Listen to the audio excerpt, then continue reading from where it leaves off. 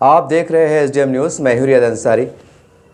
इस वक्त मैं महाराष्ट्र के तारीख चल औरंगाबाद से बात कर रहा हूं और इस वक्त मेरा जो विषय है वो मुसलमानों की राजनीति को लेकर है।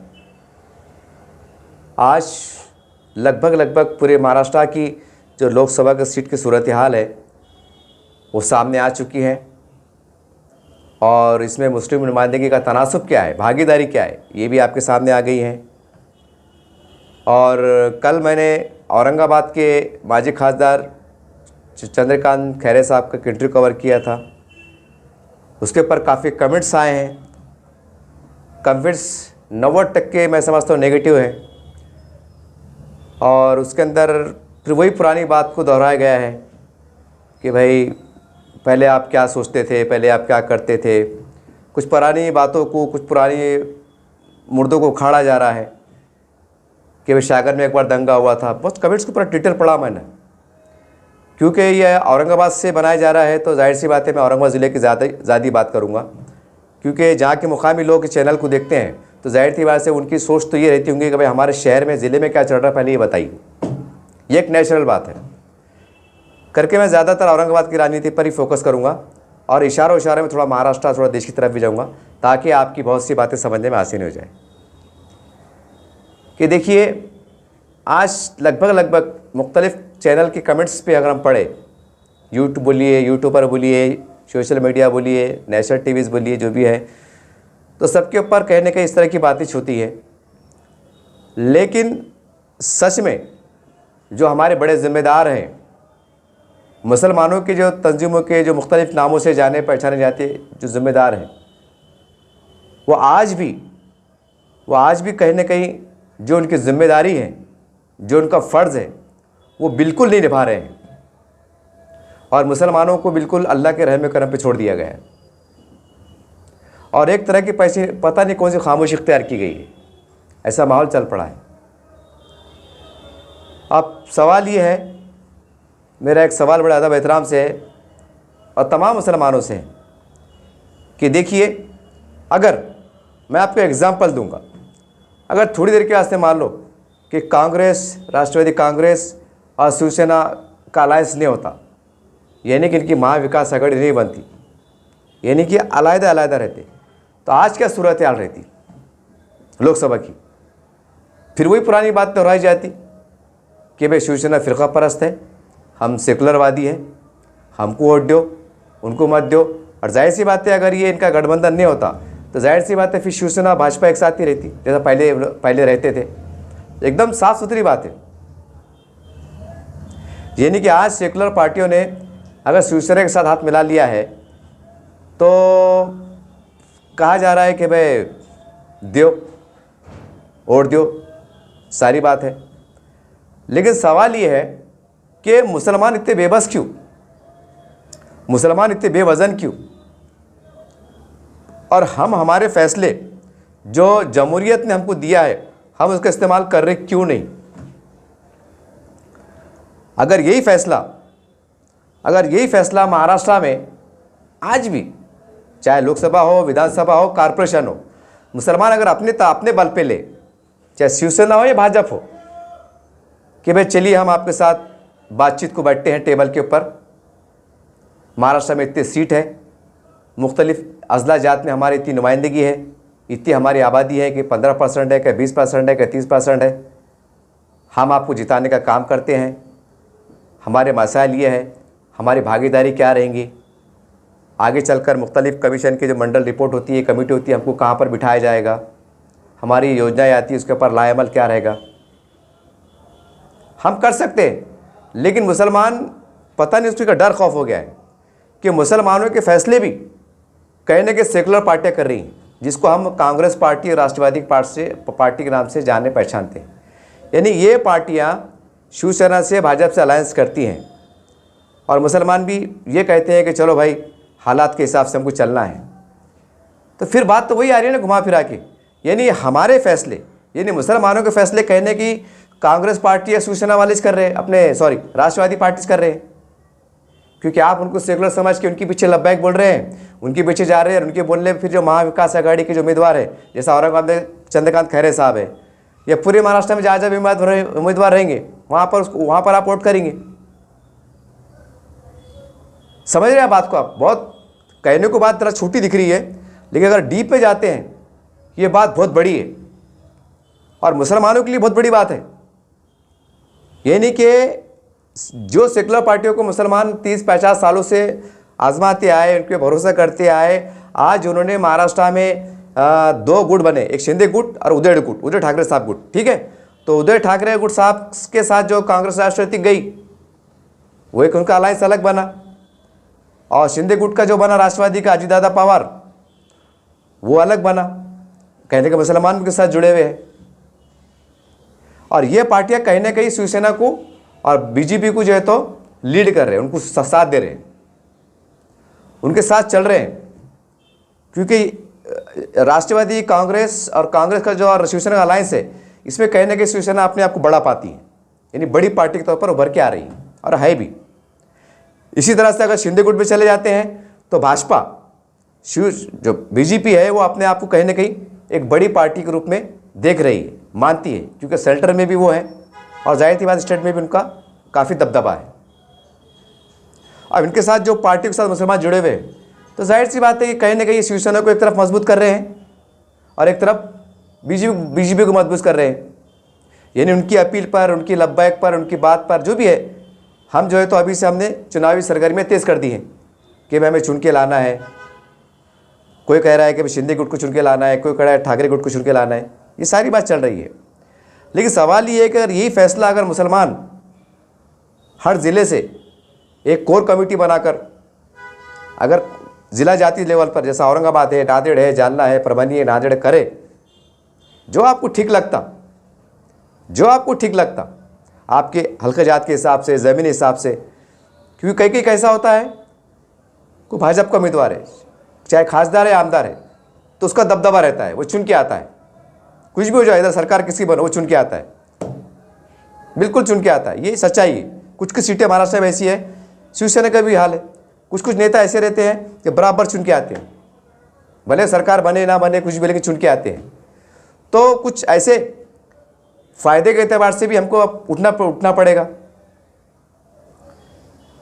तो इसके ऊपर बड़ी हैरत की बात है कि मुसलमान कह रहे हैं, आज भी मुसलमान पुरानी बातों को लेके बैठे हैं। तो सवाल ये है कि अब तक आज बोल अगर कहा जा रहा है, औरंगाबाद की मिसाल अगर लिए कि भाई चंद्रकांत खैरे साहब को वोट दो, तो कह रहे कि 20 साल में क्या काम करे, कि किसी ने कहा शागन का दंगे का हवाला दिया, किसने उसका हवाला दिया, उसने उसका हवाला दिया, उसने उसका हवाला दिया। सवाल तो सबसे बड़ा ये है, उनको हवाले देने से बेहतर ये है कि सेकुलर पार्टियां जो कांग्रेस है, राष्ट्रवादी है, इन्होंने उनके साथ अलायंस किया, तो भाई इसके ऊपर भी तो आपको बोलना चाहिए ना। अच्छा, अगर 2 मिनट के ऐसे बोल भी दिए तो रिजल्ट क्या आ रहा है, ये भी तो देखना पड़ेगा, रिजल्ट क्या आ रहा है। तो कहने का मतलब क्या है, देखिए बड़ी तल्ख सच्चाई है कि अब इस तरह के कमेंट्स करके या हिंदुत्व के लीडर को ऊपर कमेंट्स करके, तंज करके, पुराने बातों को मुर्दे उखाड़ के मुसलमानों को आज भी कुछ मिलने वाला नहीं, कल भी कुछ मिलने वाला नहीं और परसों भी कुछ मिलने वाला नहीं, बल्कि और हालात ख़राब होते जाएंगे। क्योंकि जब तक अगर आपके दरमियान में दूरियां हैं, तो आप कभी कामयाब नहीं हो सकते। ये एक बड़ा नया समीकरण उभर के आया है, अब इसको रोक भी नहीं पा रहे कोई, क्योंकि मुसलमान जो लीडर थे हमारे पुराने, उनकी ऐसी गलतियां हुई, या उनका भोलापन कहिए, उनकी सादगी कहिए, या उनकी अपनी पार्टियों का तय, अपनी कौम से ज़्यादा वफादारी कहिए, कोई भी नाम दे सकते हैं आप इसको, या हिकमत कहिए, मसलियत कहिए, बेबसी कहिए, कुछ भी कह सकते हैं आप। ये उनकी गलतियां हैं कि हम हर क्षेत्र में बिछड़ते चले गए और हमारे लोगों ने काम नहीं किया, और आज हम पूरा ठिकरा जो है तो शिवसेना भाजपा पे फोड़ते हैं। तो ये मुकम्मल तौर से गलत बात है। दूसरी बात कि हमारे उलमा इकराम भी, बड़े इस्लामी तंजीमें भी ये कह रही हैं कि भाई देश के मुसलमानों को चाहिए कि बिरादरान वतन, यानी हमारे हिंदू भाइयों से दोस्ताना ताल्लुकात बढ़ाओ। कैसे बढ़ेंगे आप, कैसे बढ़ेंगे, ये एक सवाल है। ये लोकसभा के अंदर आवाज़ें गूंज रही है सोशल मीडिया के माध्यम से प्रिंट मीडिया के माध्यम से बड़े बड़े स्कॉलर के बयान आ रहे हैं कि भाई मुल्क में इत्तेहाद की ज़रूरत है, गंगा जमुना की ज़रूरत है, तहज़ीब की ज़रूरत है। तो ये तहज़ीब कैसी परवान चढ़ेंगी? हिंदू मुसलमान कैसे दोस्त होंगे? ये सवाल है ना भाई। खाली स्टेज पे आके भाषण करके चल जाना, पेपर में 8 कॉलम का आर्टिकल लिख देना, कोई फेसबुक पे सोशल मीडिया पे कुछ भाषण जारी कर देना, बयान जारी कर देना, कि इससे हिंदू मुसलमानों की मोहब्बतें बढ़ेंगी? नहीं बढ़ेंगी। कैसे बढ़ेंगी? और आज के हालात तो बहुत अजीब गरीब हो गए। आज से 50 साल पहले तो हालात ठीक थे कि पूरे हिंदुस्तान में ऐसा माहौल कल्चर पाया जाता था कि मिलीजुली आबादी रहती थी। एक गांव रहता था, वहाँ मुसलमान भी रह रहा, बम्बन भी रह रहा, मराठा भी रह रहा, तेली भी रह रहा, चमार भी रह रहा, दलित भाई भी रह रहा, आदिवासी भी रह रहा, परदेसी भी रह रहा, सब रह रहे। तो कहीं ना कहीं एक माहौल क्रिएट होता था कि होली के टाइम मुसलमान बधाई दे रहे, दिवाली के टाइम मुसलमान बधाई दे रहे, रमज़ान बकरीद टाइम जो है तो हमारे हिंदू भाई बधाई दे रहे, घरों पे आ जा रहे, चाय पानी पी रहे। एक माहौल था। आज वो माहौल नहीं है। आज अजीब व गरीब माहौल है। अगर हम बारीकी से गौर करो तो इतना भयानक माहौल है कि पता नहीं इसका अंजाम क्या होगा। अगर मैं इसको औरंगाबाद ज़िले, वैसे तो मैं पूरे महाराष्ट्र से दे सकता, लेकिन चूंकि मेरा वीडियो ज़्यादातर औरंगाबाद ज़िले मराठवाड़ा में देखे जाता है, करके मैं यहाँ की मिसाल देना ज़्यादा मुनासिब समझता हूँ कि औरंगाबाद की मिसाल ले लो आप। पूरे मुसलमान इलाके एक तरफ, हिंदू इलाके एक तरफ। समझ रहे बात को आप? पूरे मुसलमान इलाके एक तरफ, हिंदू इलाके एक तरफ, और कई कई तो दलित बस्ते भी एक तरफ है। तो फिर आपकी कैसी मोहब्बत बढ़ेंगी? पहले एक बस्ती में सब मिलके रहते थे, तो उधर से रहीम भाई आ रहे, इधर से रघुनाथ दादा पाटिल आ रहे, उधर से रमेश भाऊ आ रहे, उधर से लक्ष्मण भाऊ आ रहे, पीपल के झाड़ के नीचे बैठ रहे, पंचायत बैठ रही, मोहब्बत बहाने बहाने से मिलते जुलते थे, मोहब्बत कायम रहती थी। आज वो दौर नहीं रहा। पूरे मुसलमान की एक तरफ, हिंदू बेल्ट एक तरफ। मोहब्बत बढ़ रही कहाँ से? अब यहाँ तक कि वो शिक्षण के मैदान में भी हम बढ़ गए। हिंदू बेल्ट में मराठी स्कूल जो भी कॉलेज रहते, मुसलमान बेल्ट के अंदर भी स्कूल, मराठी कॉलेज स्कूल जो भी रहते, तो मुस्लिम महल्ले में जो कॉलेज बने हुए वहाँ पर मुसलमान पढ़ रहे, चाहे बच्चियाँ बोलो लड़कियाँ बोलो। ये सच्चाई है। पहले ऐसा था कि भाई मुश्तरका कॉलेज होते थे, आज भी है, लेकिन वो कल्चर आहिस्ता आहिस्ता ख़त्म हो रहा। आज भी है, ऐसा नहीं है बोल के नहीं है, आज है, लेकिन कल्चर ख़त्म हो रहा।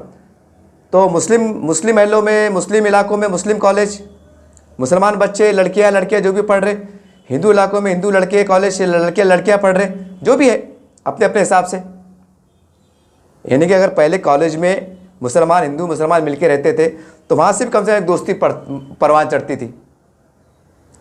वो से लीडर बोलते ना, मुसलमान लीडर बोलते, हिंदू लीडर बोलते, अरे मेरे बचपन का दोस्त है, वो खान मेरा दोस्त है, वो शेख मेरा दोस्त है। ऐसा होता है। देखो आज वो भी हालत नहीं है। अच्छा, मज़हब एतबार से रोटी और बेटी का रिश्ता भी नहीं है। जैसा किसी की बेटी हम कर ले रहे, हमारी बेटी दे रहे। भाई इस्लाम में एक अलग मज़हब है, हिंदू धर्म में एक अलग मज़हब है। हर धर्म के लोग अपने अपने मज़हब के हिसाब से शादी ब्याह करते, अपनी बाल बेटे शादी आपस में करते। यानी हर जगह तुम मतलब वो है एकदम बटे हुए। स्कूल अलग, कॉलेज अलग, बस्तियाँ अलग, माहौल अलग, हर चीज़ अलग। तो फिर परवान चढ़ेंगे कैसे आप? फिर बोल रहे कि हमारे हिंदू भाइयों के दिल में मुसलमानों के प्रति नफरत क्यों है, ये दूरियां पैदा क्यों हो रही? ये आप पहले आज से 20 साल पहले देखते थे, कोई ट्रेन के अंदर कोई दाढ़ी वाले को देख के, टोपी वाले को देख के मार रहा, या बुर्के के ऊपर आँच हो रही, या कमेंट्स हो रहे, फिक्रे कसे जा रहे, या मॉब लिंचिंग हो जा रही, या कोई मस्जिद पे गुलाल फेंक दिया जा रहा, कोई दरगाह पे बेरमती हो जा रही, या हिंदू मुसलमान के नाम पे लड़ा जा रहा। आज से 20-25 साल पहले तक तो माहौल नहीं था। फिर ये आज माहौल हुआ क्यों? तो अब जो हुआ, जो कमियां हैं, जो गलतियां हैं, तो उसके ऊपर तो हमको काम करने की ज़रूरत है, और उसकी शुरुआत हम लोकसभा से कर सकते हैं। पुरानी बातों को अगर भूल जाए, पुरानी बातें जो है जहर आलू तल्ख बातें हैं, अगर थोड़ा उसको भूल जाए और नए सिरे से अगर हम कोशिशें करें दिल पे पत्थर रखकर, तो आने वाले जो 10 साल है, बात एकदम तो हालात अच्छी नहीं होंगे, लेकिन 8-10 सालों में जब तक 2 इलेक्शन नहीं निकलते, 2 विधानसभा, 2 लोकसभा, 2 ग्राम पंचायत, 2 कारपोरेशन, जब ये इंतखाबात 3-4 2 नहीं निकलते 2, जब तक हालात साजगार नहीं हो सकते, हो ही नहीं सकते। आज मैं कमेंट्स पढ़ रहा था, मैंने एक बार जो है तो छानवी के हमारे किशोर कछवा बोल के है, अभी भी है, छावनी के बोर्ड के उपाध्यक्ष भी थे वो, कंटोनमेंट बोर्ड के, उनसे मैंने आज से 1.5 साल पहले एक इंटरव्यू कवर किया था। मैंने साहब आखिर क्या वजह है कि शिवसेना बोलती कि हम मुसलमानों के साथ में हैं, तो आपकी प्रचार, आपकी सभाएं हमारे महल्लों में नहीं होती, मुसलमानों के महल्ले में आप हमारे महल्ले में दौरे नहीं करते, नहीं आते, और आप एक तरफ बोलते कि हम सबको लेकर साथ चलते, तो फिर ये दोहरापन क्यों? मैंने किशोर कछवा साहब से सवाल किया था, आज से 1.5 साल पहले का वीडियो आज भी मेरे चैनल पे मौजूद है वो। उन्होंने बड़ा खुल के कहा था, उन्होंने कहा था, पत्रकार साहब आप मुसलमान हैं, बोले आप ये बोलिए कि मुसलमानों ने अब तक कितनी बार शिवसेना को वोट दिया, बोले। उन्होंने उल्टा मेरे से सवाल करे थे, बताइए, बोले आप कहाँ रहते, बोले रोशनगढ़ में रहते, बोले बता, बोले मुसलमानों ने शिवसेना को कितनी बार वोट दिया, बोले। तो ये सारी बातें देखना पड़ेगी। कहने का मतलब क्या है, अब एक ही तरीका बच जाता है।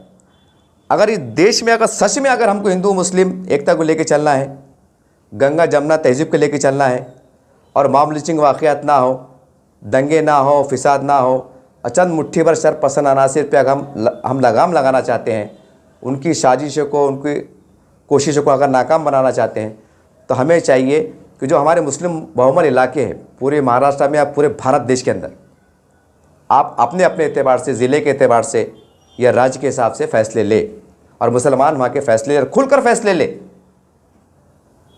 फ़ैसले ले, बातचीत करे, और मुसलमान महल्लों से, चाहे बीजेपी वाले हो या शिवसेना वाले हो, उनको वोट करे।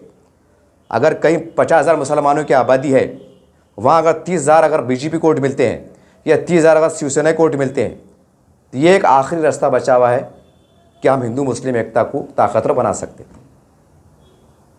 यह आखिरी रास्ता है, इसके ऊपर कोई पर्याय नहीं है ही नहीं, बिल्कुल बिल्कुल बिल्कुल बिल्कुल नहीं है। क्योंकि अगर आप उनको वोट देंगे, फ़र्ज़ करो कि मुसलमान की इलाका 50,000 की आबादी का है, वहाँ अगर 50,000 वोट मिलते हैं, शिवसेना को मिलते हैं, बोलो भाजपा को मिलते हैं, और वो खास दर चुन के आता है, तो भाई वो भी तो उनकी दिल में तो आपके से एक हमदर्दी पैदा होंगी ना, कि नहीं भाई ये फला वार्ड से आ रहे मुसलमानों का बहुत बड़ा इलाका है, वहाँ के लोगों ने हमको चुन के दिया, हम उनकी बदौलत भी लीड से आए, या हम अगर 1 लाख के लीड से जीते तो 1-1.25 लाख मुसलमानों को वोट है उसके अंदर, यानी कहने के मुसलमानों को वोट से जीत के आए। जब उनको ऐसा प्रैक्टिकली तौर से महसूस होगा, ऐसा महसूस होगा, तो जाहिर सी बात है तुमको बिठा के तुम्हारे काम करेंगे ना। बैठो खान साहब, बैठो फारूक साहब, बैठो मौलाना साहब, बताइए क्या काम है। अच्छा आपके महल्ले का काम है, रोड का काम है, लाइट का काम है, चलो ठीक है काम कर देते हैं। स्कूल की मंजूरी है, बालवाड़ी की मंजूरी है, कब्रस्तान की मंजूरी है, जो भी छोटे छोटे काम हैं। अरे छोटे छोटे काम हमारे मुसलमानों के लिए बहुत बड़ी नेमत है, क्योंकि सरकारी नौकरी मिलती नहीं, हालात क्या चढ़े, कंपटीशन बहुत सख्त हो गया मुसलमान प्राइवेट सेक्टर में। अब मुसलमान क्या चाहता कि भाई जहाँ रोज़ी रोज़गार चल रहा वहाँ हमारे साथ इंसाफ से काम हो। जो छोटी मोटी योजनाएं आती, चाहे केंद्र सरकार के मारिफत या राज्य सरकार के मारिफत, वो ईमानदारी से हम तक पहुँच जाए। और जो हमारे मुस्लिम बहुमल इलाके हैं, वहाँ पर हमको सही टाइम पे पानी आए, लाइट की व्यवस्था हो, रास्ते अच्छे हो, साफ़ सफाई के इंतजाम अच्छे हो, और ज़रूरत ज़िंदगी के हिसाब से जो भी चीज़ लगती है वो हमको मिले। मुसलमान इसके सिवा कुछ चाहता ही नहीं है, बस अपनी किस्मत पे अपने बाजू भरोसा करके मेहनत मजदूर करके अपने आप को पाल रहा है, बढ़ रहा है। अब जिसको अल्लाह ने नवाजा है उनका अच्छा चल रहा है, अल्लाह उनको चलाए। ये आज करने की ज़रूरत है। अगर आप इसके ऊपर काम नहीं करेंगे, औरंगाबाद में काम नहीं करेंगे, मराठवाड़े में काम नहीं करेंगे, महाराष्ट्र में काम नहीं करेंगे, भारत देश में काम नहीं करेंगे, तो फिर मुसलमान जाएंगे कहाँ पर। अब महाराष्ट्र की अगर बात करूँ, 2 चीज़ पक्की है, या तो उद्धव ठाकरे साहब गुट की सरकार बनी, मतलब उनके सीट ज़्यादा आएंगे, या तो फिर शिंदे गुट भाजपा इनके सीट ज़्यादा आएंगी। इसके बाद विधानसभा इलेक्शन होंगे, विधानसभा में भी 2 ही बात है, या तो ठाकरे गुट की सरकार बनेगी या तो शिंदे गुट की सरकार बनेगी। तो आप जाएंगे कहाँ फिर आप कहीं ना कहीं तो आपको जाना पड़ेगा। और दूसरी बात यह है कि जहाँ अगर किस्मत से अगर कोई मुसलमान उम्मीदवार हैं आबादी के हिसाब से, तो फिर हमको वहाँ की सरजमीन की हकीकत को देखना पड़ेगा। वहाँ पर फिर हमको ऐसी राजनीति करना पड़ेगी कि ऐसा ना मैसेज जाए कि मुसलमान की बात चल रही है, हिंदुओं की बात चल रही है, क्योंकि हालात बहुत नाजुक चल रहे हैं, हालात बहुत नाजुक चल रहे हैं। क्योंकि हम जो पार्टी के साथ अगर जा रहे हैं हटके, तो हमको सारी चीज़ें देखना पड़ेंगी कि भाई ऐसा तो नहीं कि भाई हम वो पार्टी के साथ जाने से मुसलमान नुकसान होगा। ये सब चीज़ें हमको सोचना पड़ेंगी। क्यों? क्योंकि बड़े लोगों को जाता नहीं है। जो गरीब 70-80% जो मुसलमान हैं, जो गरीब बस्तियों में रहते हैं, उनका मरण हो जाता है। वहाँ पानी नहीं आता है, साफ़ सफाई नहीं होती है, नाइंसाफ़ी होती है, अनदेखी होती है। कड़वा सच है। मैं गरीब मुसलमान 70-80% मुसलमान है, मैं उनकी दिफा के लिए कर रहा हूँ, उनकी बात कर रहा हूँ। बड़े लोगों क्या है? बड़े लोग कुछ भी नहीं है। बड़े लोगों को बोलते हैं ना, 17 खून माफ़, ऐसी बात है, बड़े बड़े कहावत है। यानी कुछ भी तुमने सही भी करे, गलत भी करे तो सही, और सही भी करे तो सही। बड़ा आदमी अगर चने खा रहा तो बोले शौक से खा रहा। गरीब आदमी अगर चने खा रहा तो बोले यार भूखा हूँगा बोले करके चने खा रहा बोले। ये सोच। बहरहाल वक्त आ गया है कि अब हमको थोड़ा दिल बड़ा करना पड़ेगा, थोड़ा दिल बड़ा करना पड़ेगा, और हमको ऐसी राजनीति में जाना पड़ेगा, या ऐसे रास्ते पे जाना पड़ेगा कि जहाँ पर हमारे मुसलमानों के वार्डों का विकास हो सके, विकास हो के। और ये ताकत में रहने वाले लोग ही कर सकते हैं, बाकी दूसरा कोई कर नहीं सकता, कर ही नहीं सकता। अगर हमारे 1-2-4 भी अगर सीट चुन के आते हैं, अगर विधानसभा में भी अगर हमारे 2-4 सीट चुन के आते हैं, 5 आमदार चुन के आते हैं, अपने बल पे चुन के आते हैं, तो वो कुछ भी नहीं कर सकते। थोड़ा बहुत लीगलाइज जो फंड मिलता है वो उतने कर सकते हैं, उसके ऊपर कुछ भी नहीं कर सकते।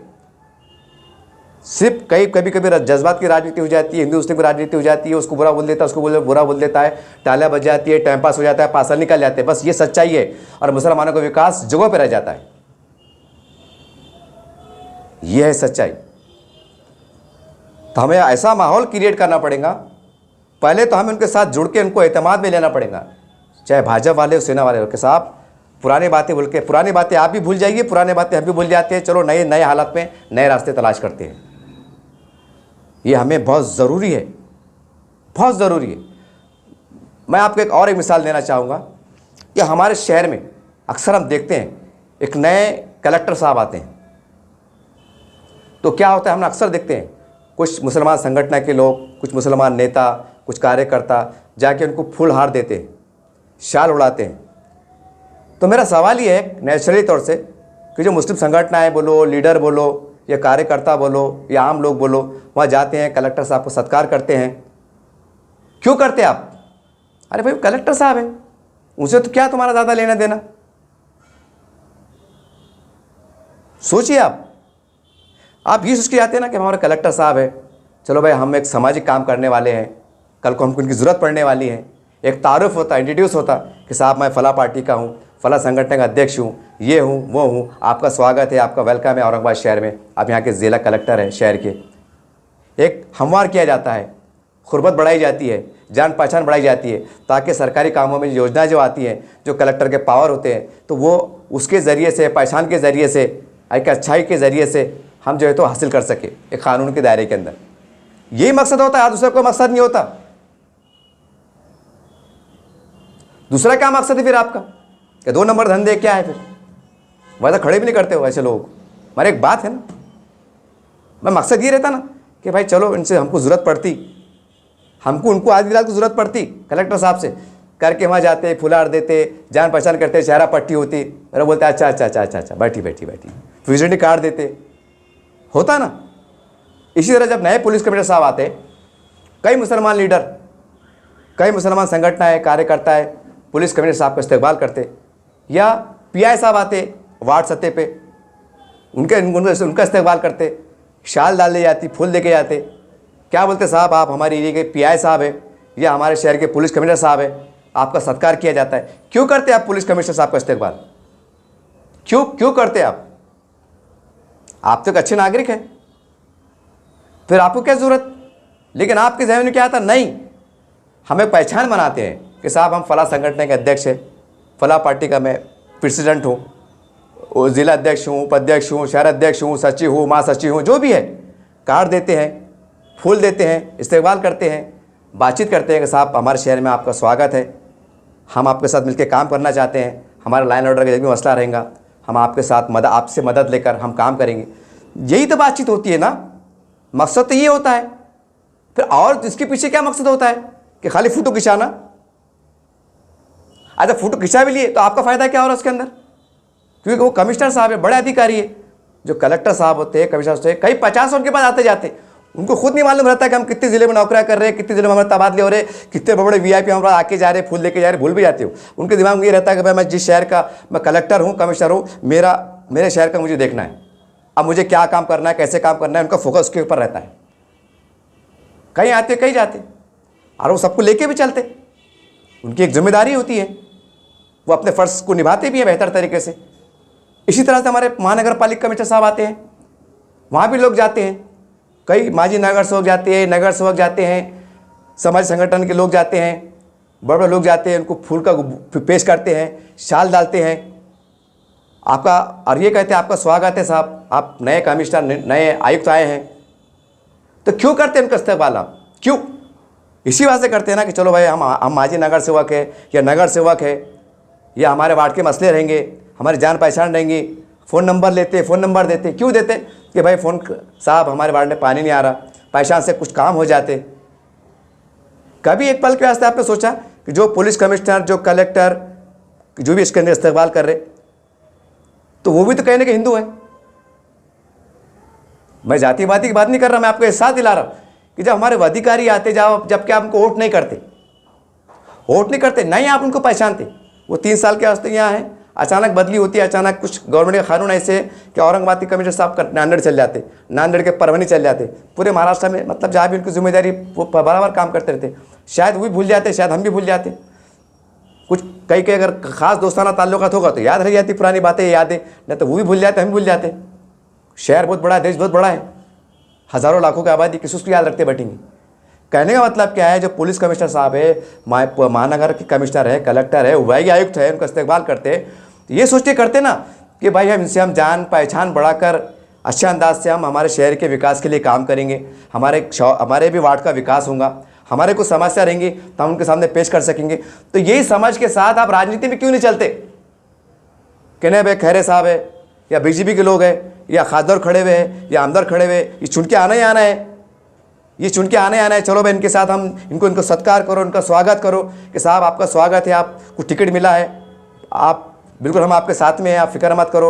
उनको अपने वार्डों में ला रहे, मिठाई खिला रहे, चाय पिला रहे, उनका गुलपुशी कर रहे और उनको वोट भी दे रहे, तो भाई वो भी तो आपका काम करेंगे। यहाँ आपकी मानसिकता ख़त्म क्यों हो जाती?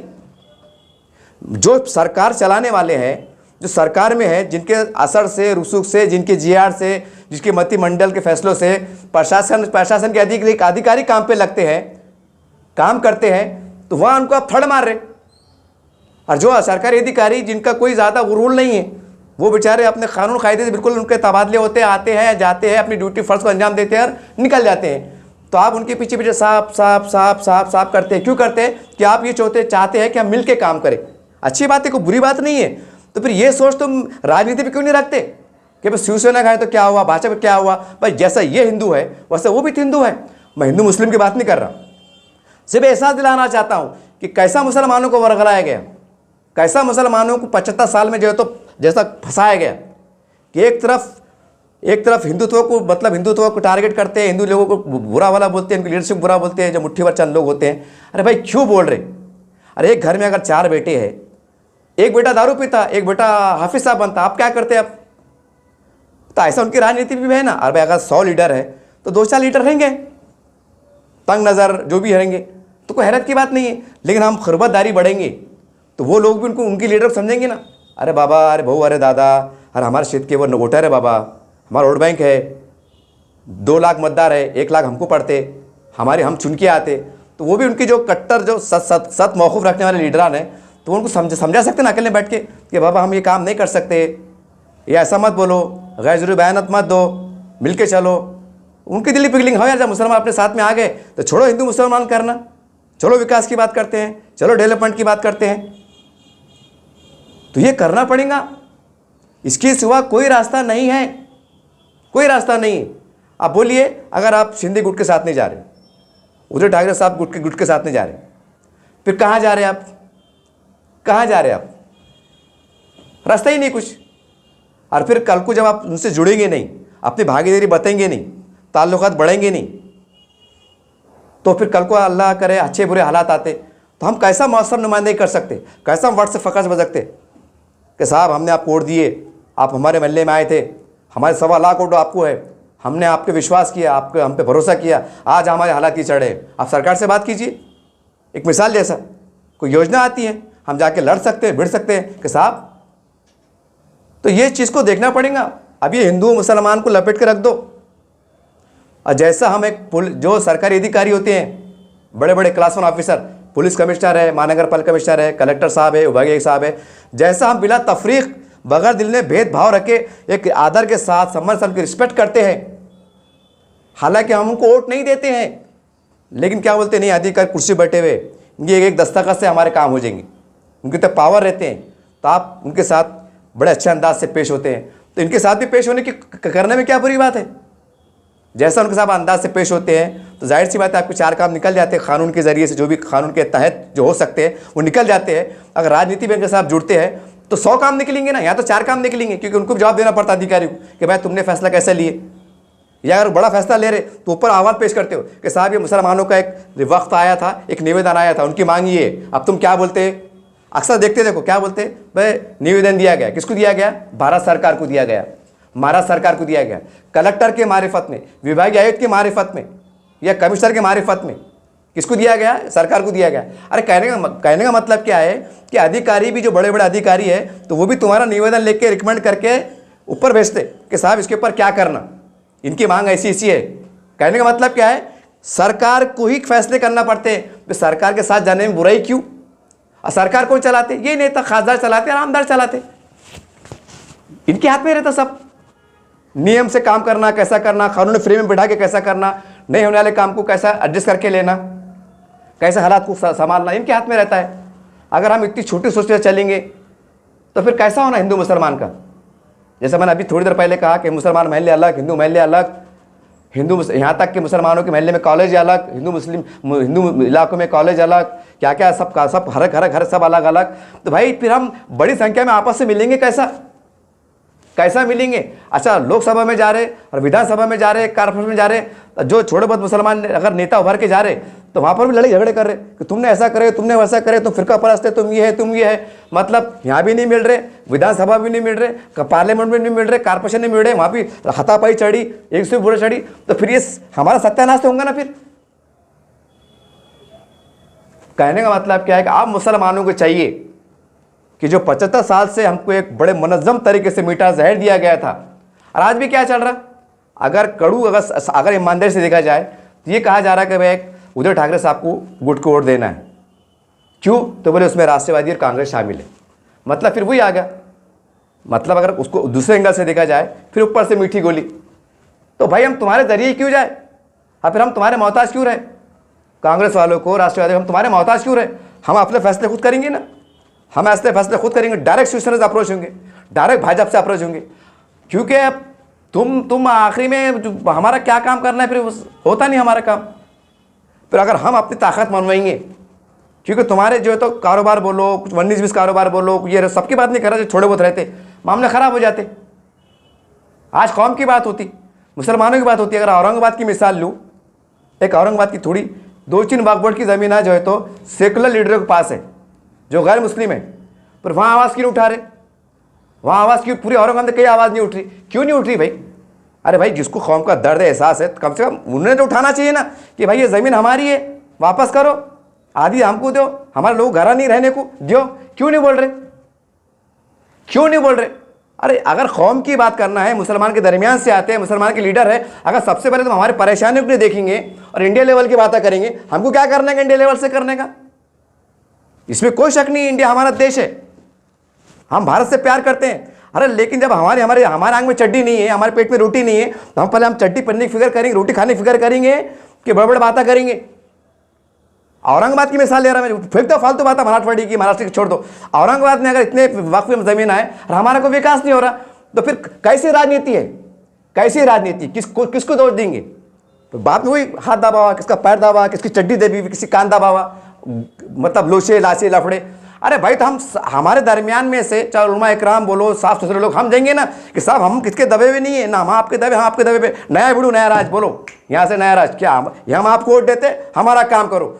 अब कब तक गोल मोल मीठे मीठे बातें आगे पीछे से, उधर से घुमा के, इधर से उधर से, अरे कितना खाते, अरे कैसा हमको इतना बावला बनाते हैं कि क्या करते। वो बुंगारी टीप अच्छा रहता, बुंगारी से गए हुए तुमने मुसलमानों को बना के रख दिए, चंद मुट्ठी भर लोगों ने, हद हो गया, हमको भीख को लगा दिए। अरे असर में है, रुसूख में है, ताकत में है, फिर भी अगर हमारे काम अगर थोड़े बहुत, सब छोड़ो, अरे थोड़े बहुत भी नहीं हो रहे। जैसा मैंने मिसाल दिया, आज औरंगाबाद जिले के अंदर, नाम नहीं लूंगा, गट नंबर भी मेरे को मालूम है, किसके पास है मेरे को ये भी मालूम है, मगर तुम है ना जो अस्थि चढ़ाते ना, दम मतलब बताते, ऐसा बताते जाओ ना, गट नंबर लिखा, पूछो ना, प्रेस कॉन्फ्रेंस लो ना, क्या बात है, कौन से फ्रेम में बिठा के दिया गया था और मुसलमानों को क्यों दिया गया था? एक प्रेस कॉन्फ्रेंस लेके तो बताओ, मालूम पड़ेगा मुसलमानों का है यार दम, मुसलमानों को दम है। ये क्या बात है, वो बुरा है, वो बुरा है, दंगे में उसका हाथ था, उसके पीछे हाथ था। अरे कब तक पूरे बर्बाद हो गए ना आप, कब तक थोड़ी सी राजनीति के वास्ते? अरे माफ करो बोलना, आप अल्लाह देख रहा ना, अल्लाह सबर करो, रमजान का महीना है, दोस्ती बढ़ेंगे, मोहब्बत बढ़ेंगे, खुरबतदारी बढ़ेंगे, भाई तुम माफ करो कुछ, हम माफ करते, अल्लाह देखने वाला है। हम तो मजलूम कौम है। उम्मीद करते हैं आपके आप जागेंगे। उसको बुरा बोलना मकसद नहीं था, आपको सिर्फ झिझोड़ना मकसद था, एक ही मकसद था, कुछ भी करो, क्या भी करो, किससे हाथ मिलाओ, पैर मिलाओ, सर मिलाओ, पेट मिलाओ, क्या क्या मिलाते मिलाओ, मगर हमारे समाज का, हमारे कौम का काम करो और प्रैक्टिकल तौर से काम करो, आश्वासन मत दो, बस यही मेरा संदेश है। मैं उम्मीद करता हूं कि आप जागेंगे और क्या कर सकते करने की कोशिश कीजिए, यही मेरा पैगाम है। देखते रहिए आप SDM न्यूज़ चैनल। जय हिंद, जय महाराष्ट्र।